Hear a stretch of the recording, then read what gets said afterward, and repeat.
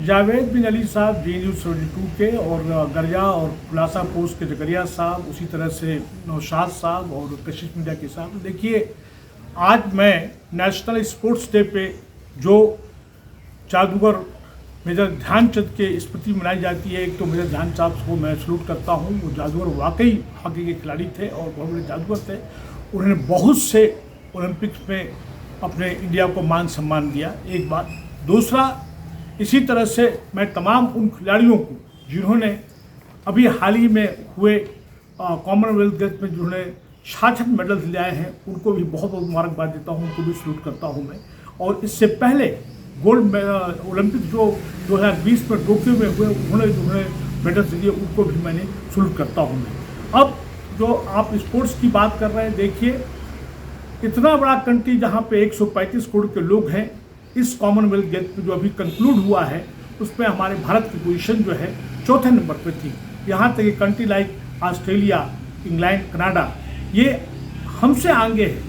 और जिसकी देखा जाए तो उत्तर प्रदेश की आबादी भी उनकी आबादी वहाँ की आबादी से बहुत ही ज़्यादा है। दूसरी इम्पोर्टेंट जो चीज़ मैं कहना चाहता हूँ कि जो ओलंपिक टोक्यो में हुआ था उस वक्त भी हमारी पोजीशन जो है 48वें पे थी। और सबसे अच्छा हमारा बेस्ट परफॉर्मेंस अगर देखा जाए कॉमनवेल्थ गेम्स में तो 2010 में हुआ था, जिस पर हमारे खिलाड़ियों ने 101 मेडल जीते थे। अब तक लगभग 501 से ज़्यादा मेडल्स हम लोग जब तक कॉमनवेल्थ गेम हुए हैं। इसमें कहीं न कहीं जो है हमें लगता है कि हमारी गवर्नमेंट की जो पॉलिसी है वो बहुत ही लचर रही है। स्पोर्ट्स सेक्टर को, चाहे स्टेट गवर्नमेंट हो चाहे सेंट्रल गवर्नमेंट हो, उन्होंने कहीं न कहीं इसको निगलेक्ट किया है। हम बार बार जो बात कहते हैं कि भाई ये क्या वजह है कि हमारा परफॉर्मेंस उतना अच्छा नहीं है। अब मैं यहाँ पे देखा जाए तो मैं जो बात करना चाहूँगा कि हमारी स्पोर्ट्स पॉलिसी जो है वो स्पोर्ट्स कल्चर, क्लब कल्चर क्यों नहीं डेवलप कर रही है। हमारा जो स्पोर्ट्स का फोकस जो है कॉलेजेस और स्कूल्स क्यों नहीं है। हमारा फोकस जो है रूरल इंडिया क्यों नहीं है। आज जितना पॉपुलर, अभी कल ही अगर देखें तो कल पूरा भारत अपना क्रिकेट जो कल हुआ है, जिसमें कि भारत के अपने खिलाड़ियों को भी मैं बधाई देता हूँ जिन्होंने जीता है। लेकिन जो एक क्रेज जो है क्रिकेट के लिए है, बाकी दीगर गेमों के लिए क्यों नहीं है। देखिए, गेम्स के बहुत से फायदे हैं।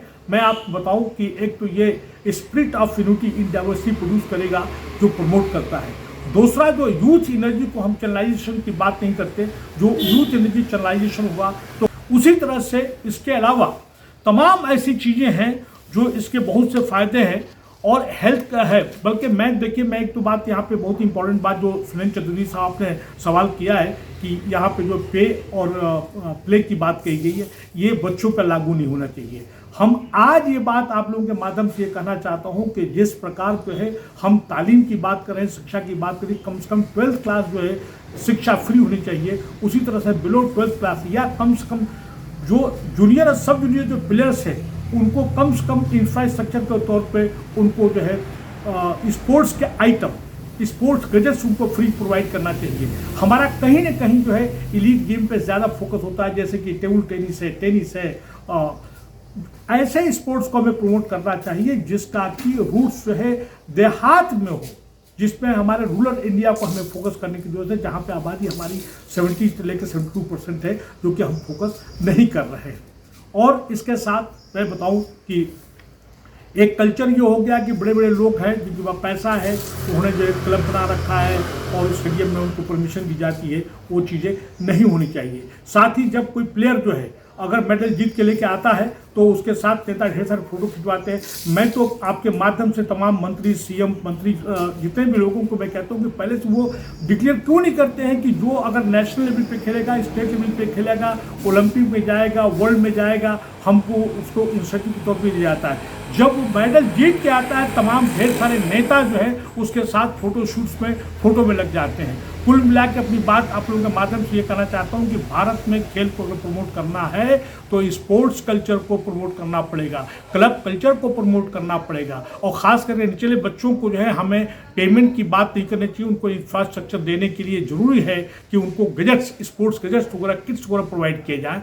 और इसका कल्चर जो है स्कूल और कॉलेज में जाना चाहिए। एक बार फिर अपनी बात को ख़त्म करते हुए हम चाहेंगे कि स्पोर्ट्स कल्चर और उसके साथ साथ क्लब कल्चर को प्रमोट करने की बात होनी चाहिए। और इसको सेक्टर को जो बहुत ही नेग्लेक्टेड है, इस पर स्टेट गवर्नमेंट है, सेंट्रल गवर्नमेंट है, उसको भरपूर पैसा देना चाहिए। बहुत बहुत शुक्रिया।